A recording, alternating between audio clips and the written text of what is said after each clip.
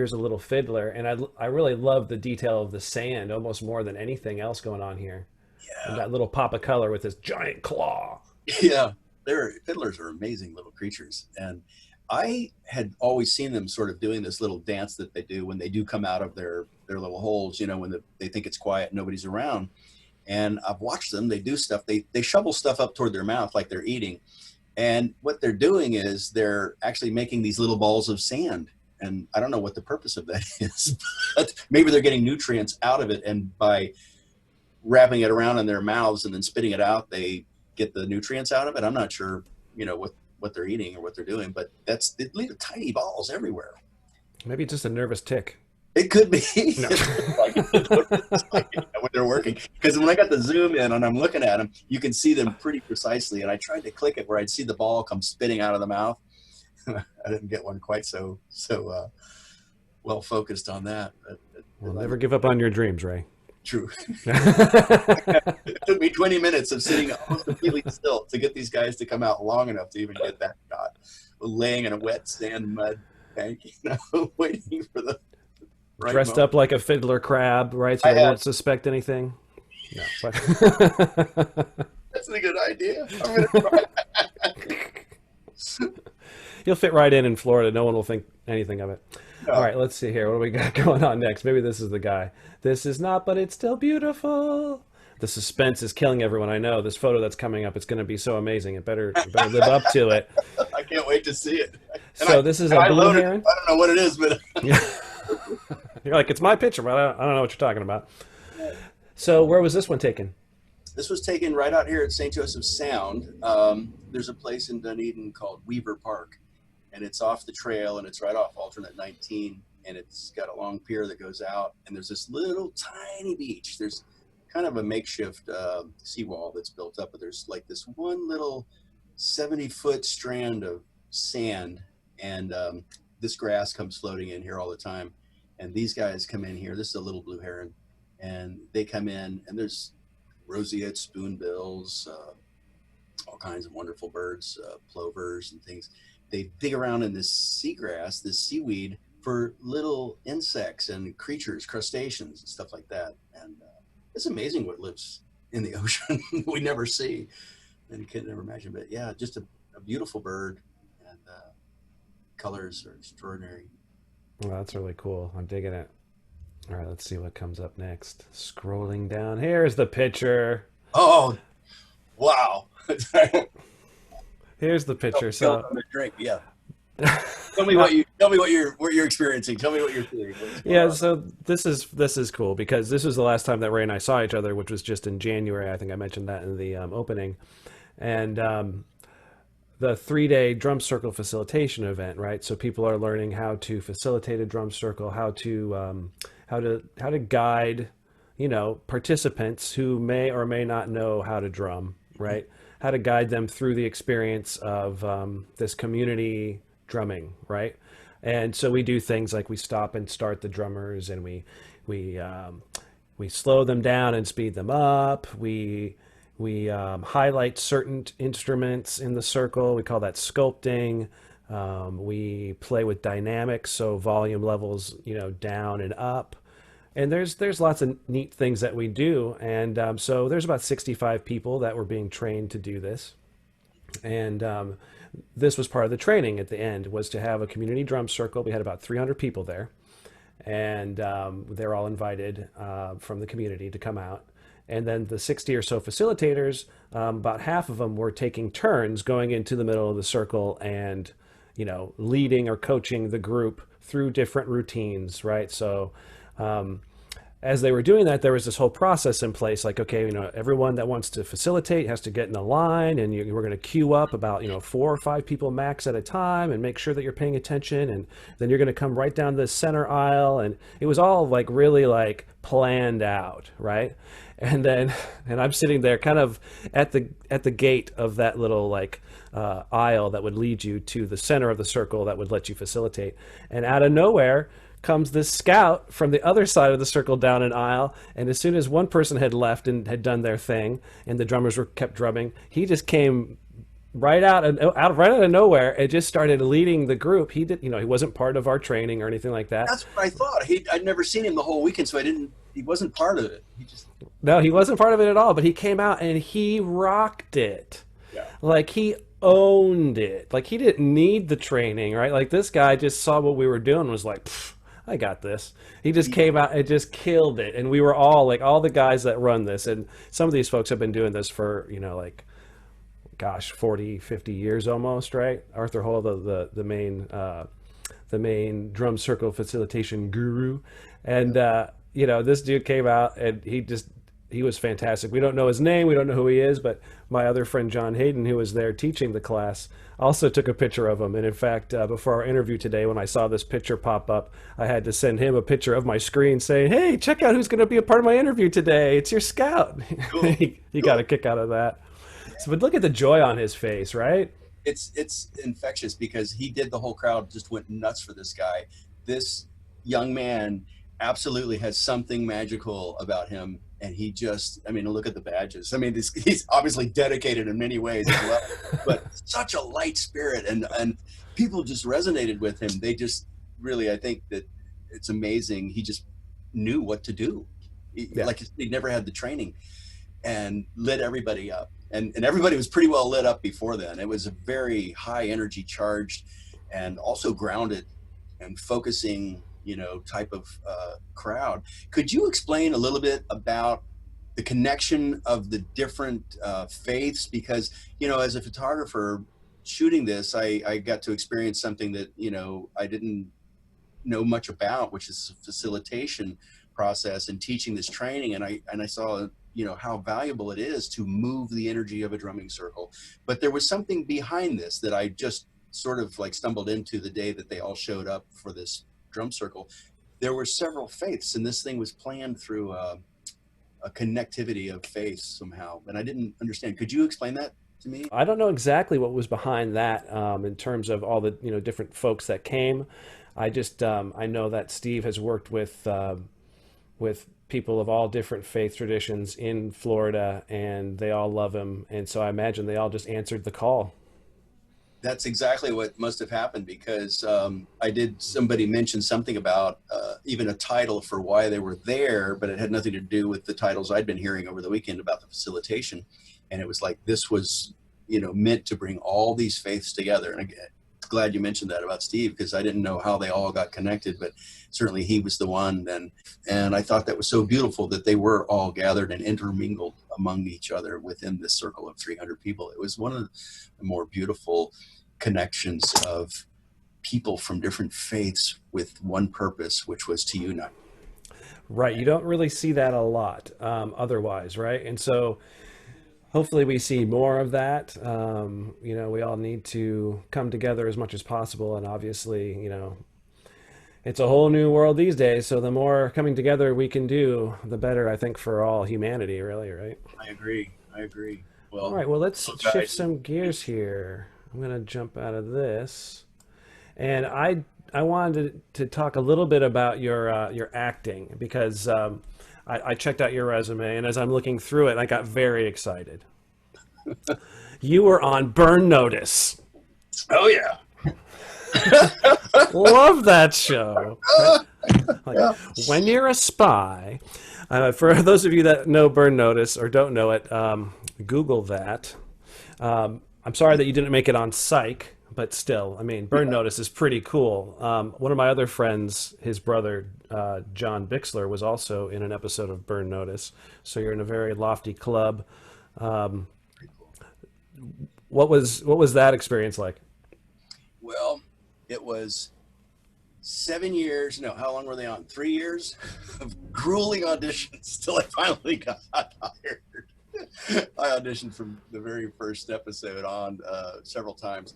And here's one of those things, a little like tips about anything to do with art or acting or whatever, is that you just don't give up, like, so I had auditioned for every season, and Lori Wyman, who was the casting director of that, was very kind and gracious to continue to call me, or through my agent, and allow me to come in and audition for roles that would fit my look and stuff like that.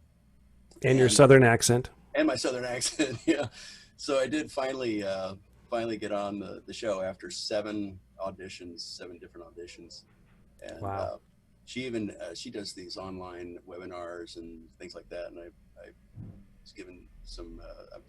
I watched one once that she was talking to people about persistence, and she didn't mention me by name, but she said, I even know one actor who kept trying over and over 7 times. He auditioned for the same thing. Now, a lot of people would give up after 3 or 4 times and not waste their time because, you know, it's a 5-hour drive to Miami, and we used to have to drive down there for these auditions. Now we do everything through Skype or self-taping, and we submit that way, and then have to show up wherever we are for a callback. But at least you're not making multiple trips. And 10 at that hours of time, driving.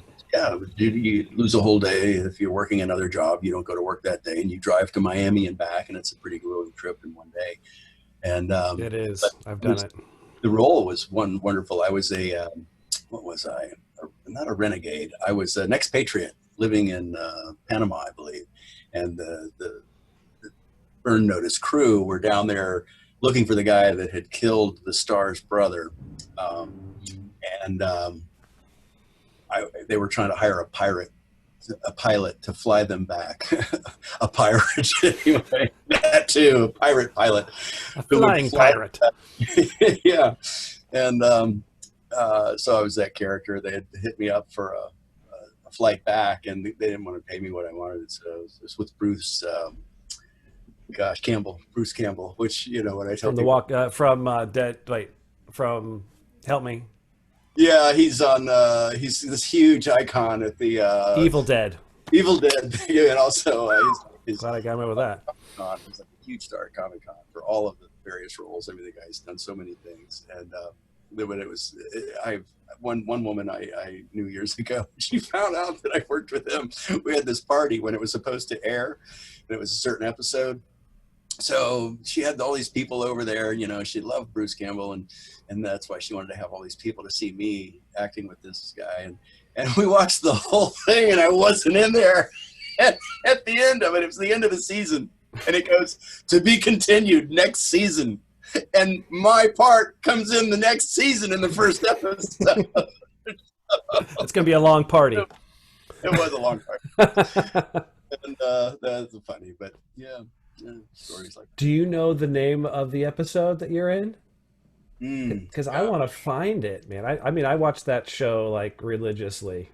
I don't have it in the top of my head, but I can find it for you. And I have the Yes. script somewhere, and it does show the episodic number, you know, episode number and season number. So I can find that for you, and you can. Yeah, definitely send that my way sometime if you think of it, because I want to see you in it. I want to be like, I know that guy. I know that guy.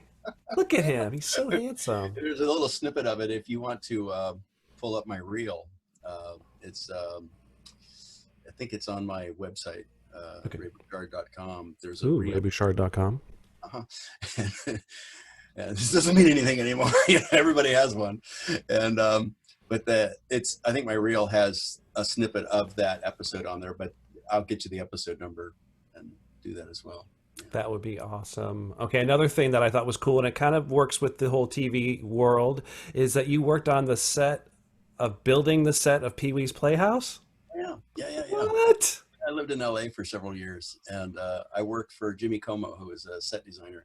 He was nominated, I believe, for Peewees Playhouse for an Emmy, and a couple other shows I worked on.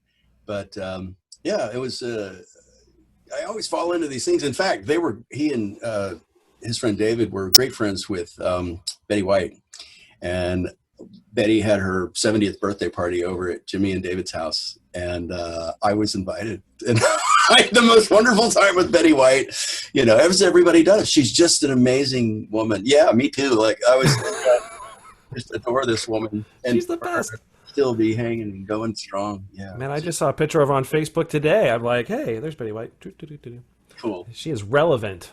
That's what Yeah. I'm talking about. My gosh, that's awesome. So did you meet Paul Rubens? I never personally met him face to face, but I had a discourse with him over the phone once. I didn't know who Pee-wee was. You know, I wasn't watching Peewees Playhouse when it was coming out and stuff. Sure.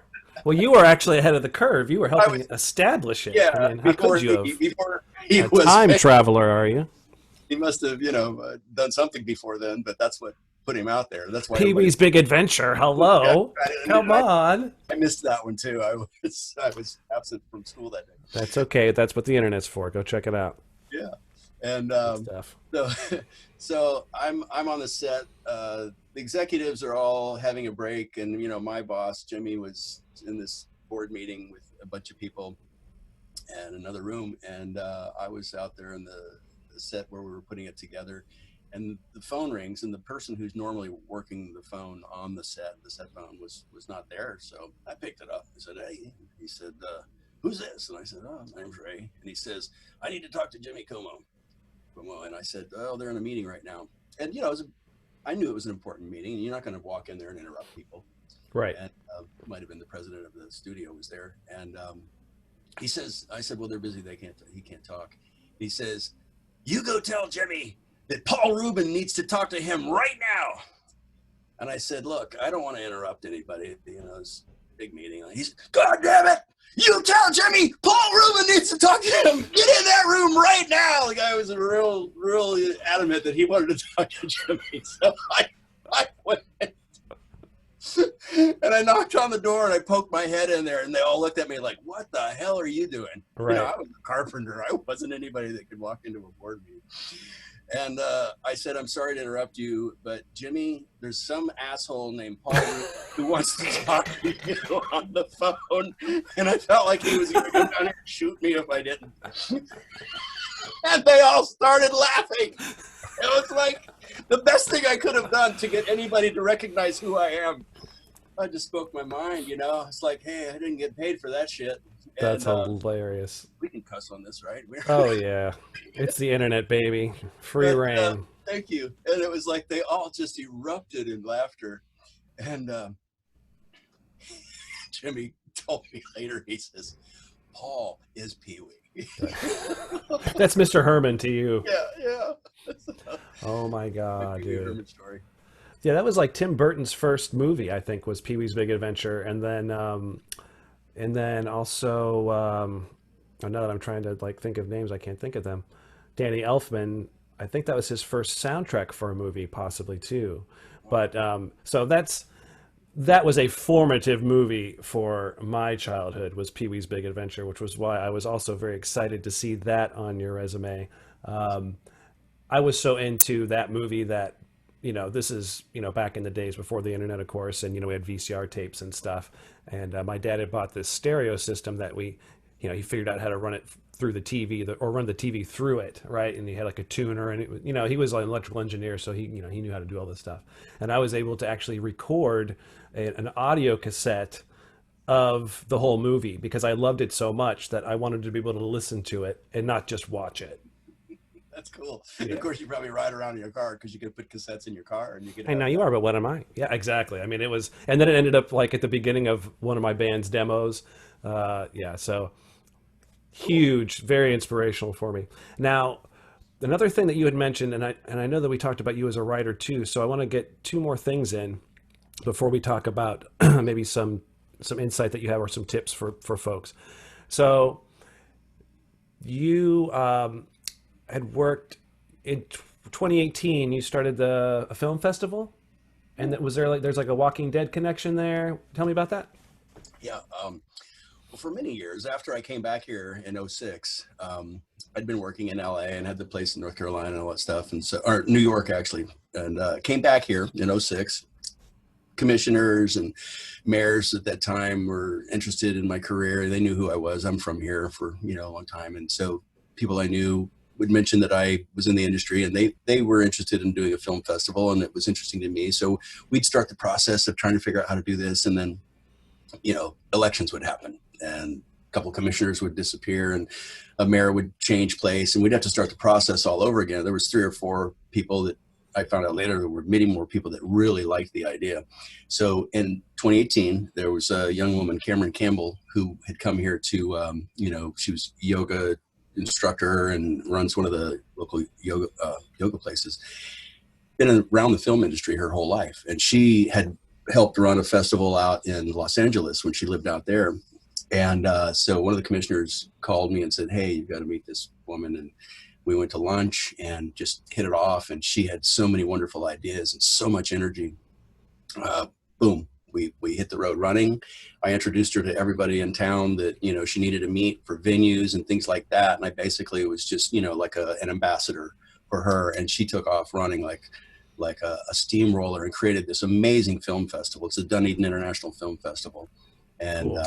so she really set everything in motion, got a great team. We had 120 volunteers that first year, and every pub and, you know, bar Brewery. There's a couple breweries.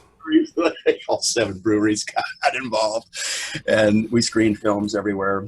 Had some wonderful events, teaching events with celebrities coming in. Well, it just so happens that Cameron's father is the director of photography for The Walking Dead. And, I've heard of it. wonderful guy. Yeah, me too. So they had a panel, a Walking Dead panel, and a lot of the people who worked on The Walking Dead, including Stephen Campbell, came here and gave this wonderful panel about The Walking Dead, and, you know, people loved it. And then came back next year, which was this past year. They had the festival again. I was involved as a judge this time. Was very thankful to still be participating. I was involved in some other things, but I, you know, definitely had the time to do that. And so it was just a great thing for this community. We have so many artists in this community. Dunedin has been just a place where things happen. You know, the PGA was actually, the home of the PGA was at the Dunedin Golf Club at one time. I did not know that. Yeah, it's a little known thing. I mean, there's so many things. Sean Connery used to live here in Dunedin. That I did know. Okay, cool. Yep. Back in the 60s when he was James Bond. I think there's something in the water, right? Because there are, I mean, I grew up basically in Dunedin, in the Clearwater, Dunedin area, went to high school at Dunedin High. And there was just an enormous amount of talent, and there is an enormous amount of talent in Pinellas County, right? Like, and no real scene to support it, you know what I mean? But like all this talent, it really is kind of amazing. I'm hoping to spotlight some of that, pun intended. You know, we're going to be in the series in the future too, so I've got some ideas about that, and we'll see who I get on the program. But yeah, it's a unique place, and I honestly, it's a really beautiful spot. So if you're ever vacationing in Florida, check out delightful Dunedin. All right, that's worth it. It's definitely worth it. That really was our namesake at one time, delightful Dunedin. That's it. Sister city to Stirling, Scotland. Right? Got it. Haven't you got a this- story about that? Didn't you go to that you or somebody else that was telling me recently? I didn't go to Stirling. It was probably Adam Quinn. I think they probably named a pub after him there by now or something. Yeah, they had to have had another example of this amazing talent that comes out of Dunedin, you know. Exactly. World champion bagpipe player and composer Right. from right here. It was somebody else. I'm building a restaurant for somebody right now, and incorporating a lot of my woodworking into that restaurant. And he told me they'd gone to Scotland, and so they had to make a trip to Stirling because they were also with a lot of the government officials that went over on this trip. And everywhere they went, nobody knew that Dunedin was their sister city. Yeah, they're like, this place is a dump. Stirling sucks. Just kidding, Stirling. Love you. But that's hilarious because in Dunedin, it's like on the signs and stuff. It's like sister city. We love Stirling, Scotland. Yeah. We're proud. They love us. They love us there. Trust me. That's hilarious. That's funny. All right. So one of the big things that you have been working on throughout your whole life actually is your writing. So you've written a book, correct? The book is written, or is it still a work in progress, or where are we at with that? And I would like to re-edit the book because I sent it out different times, you know, over the couple of years that I was working on it. So people that, oh, you're writing a book? Oh, I want to read it. I want to read it, you know, because I tell all these stories and people can't believe it. So they want to read something, you know. And I sent it to different groups, book clubs, you know, that I know of, and people that were interested. And for the longest time, I never heard from anybody. You know, I started asking questions when I'd see somebody in town. I'd go like, hey, yeah, right.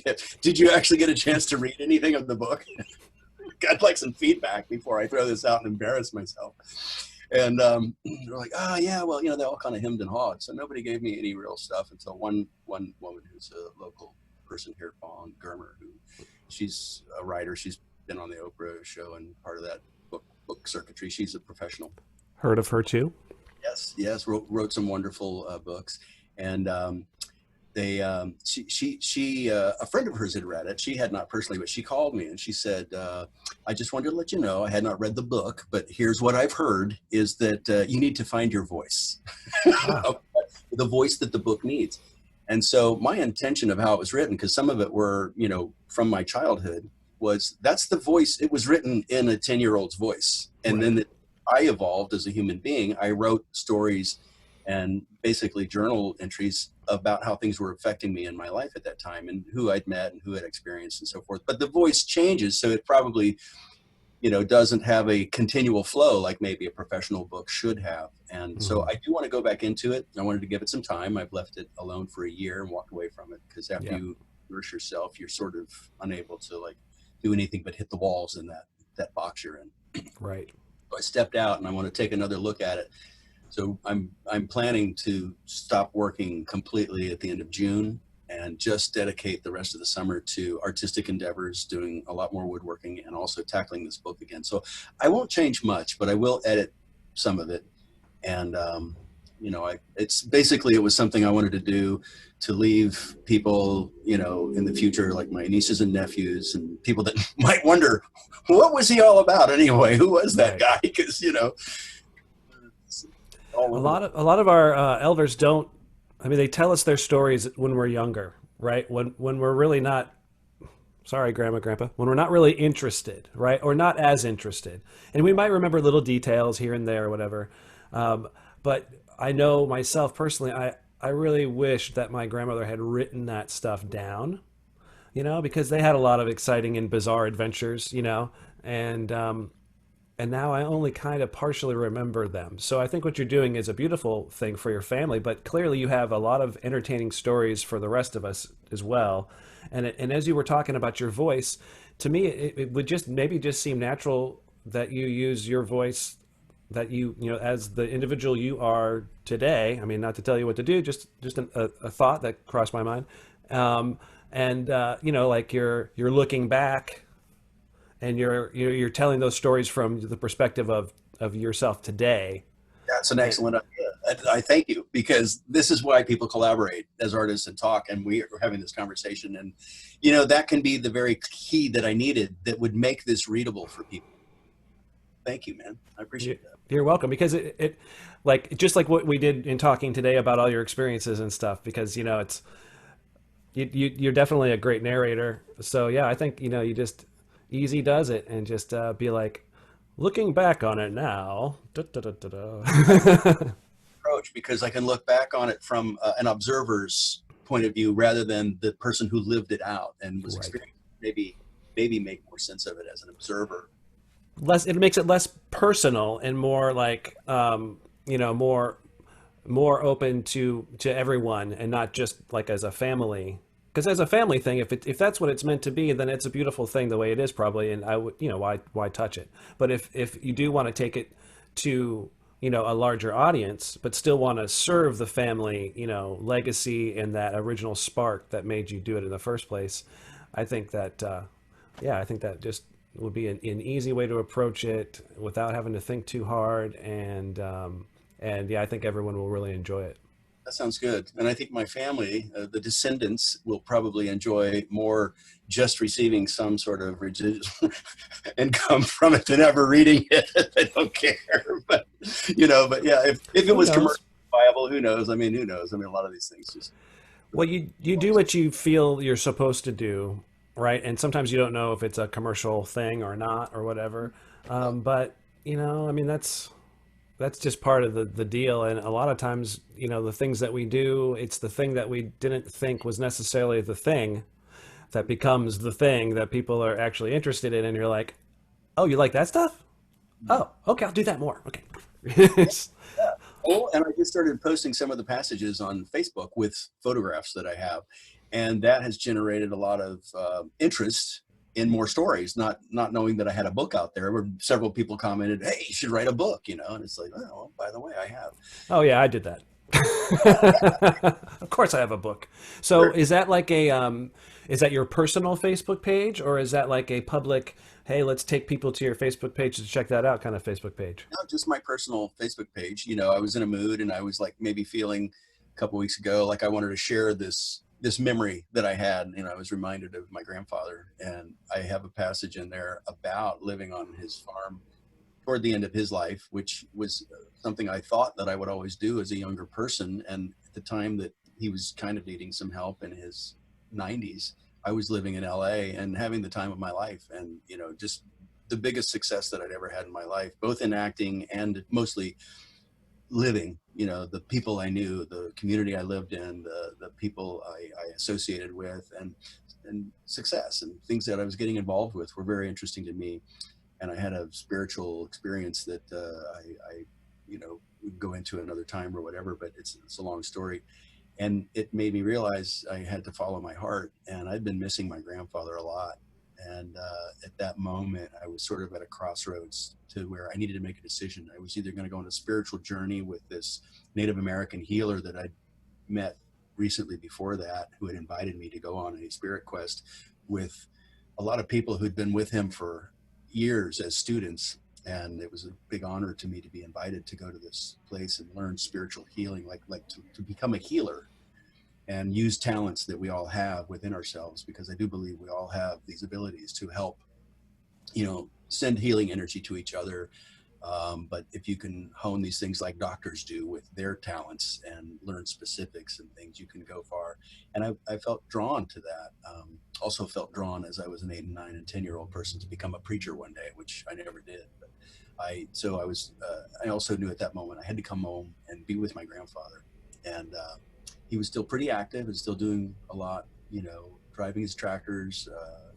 Of course. 97 years old. And the only thing he couldn't load onto his tractor was a 5-gallon can of diesel fuel that you had to lift up over the wheel well to get into the gas tank. He couldn't lift his arms up that high, but he could load his, 600-pound disc and, other elements that you back your tractor up to. He was fine with that. He drove a car up into his 90s.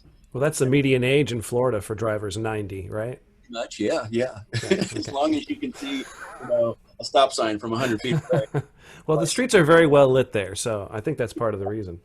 But well, that's So, cool because you'd mentioned that like this like your the work of your soul, and when we had talked over email about your tips for artists. So that kind of all plays together, right? Like that that artistic kind of you know output, and it often it does dovetail with like a spiritual kind of like perspective. So what do you have for people out there that are interested in pursuing an artistic path, or just folks that are wondering what it takes to live this artist life and this journey? What's some advice you have for those people? well, I would definitely say, if something's pulling to you, go toward it. Don't fight it. And sometimes there's a lot of resistance in people's lives with the people around them that don't see any purpose in their dreams, something they might be attracted to, and they might get some negativity toward them and all that. But just put that aside in any way you can, within your own comfort. Move toward that passion and that interest. And art is art. It doesn't, there's no technique that's right or wrong. There's nothing that probably there's guidelines and there's teaching facilities that help you learn techniques and things like that. But the reality is, we're our souls, and I think this is how it is connected to our spirit. And art is an expression of our spirits, and we want to express. I don't know how to define God, but I feel that it's a force that is just so powerful that it's encompassing everything. In fact, I have a video that I talk about that, and I say God is everything. Many years ago, I made these videos that were kind of took the place of my journal. But follow your desire, follow your heart. That's what God puts into us, is our own path. Our need to go in a certain direction, I think, is guided by this creative force that we're born into. And if we're thwarted or if we're held back by others, they might see things in a different practical way, and they might have reasons for that. But that doesn't mean our soul has to take that path. then we become robotic and we all become punched out little entities of humans, which to me never seemed fulfilling. And I say, yeah, follow your heart, follow your dream in any way you can, and in any little increment that you can, until it finally becomes bigger and the door starts to open up a little bit more. And talk to other people, just communicate and be around people in that field.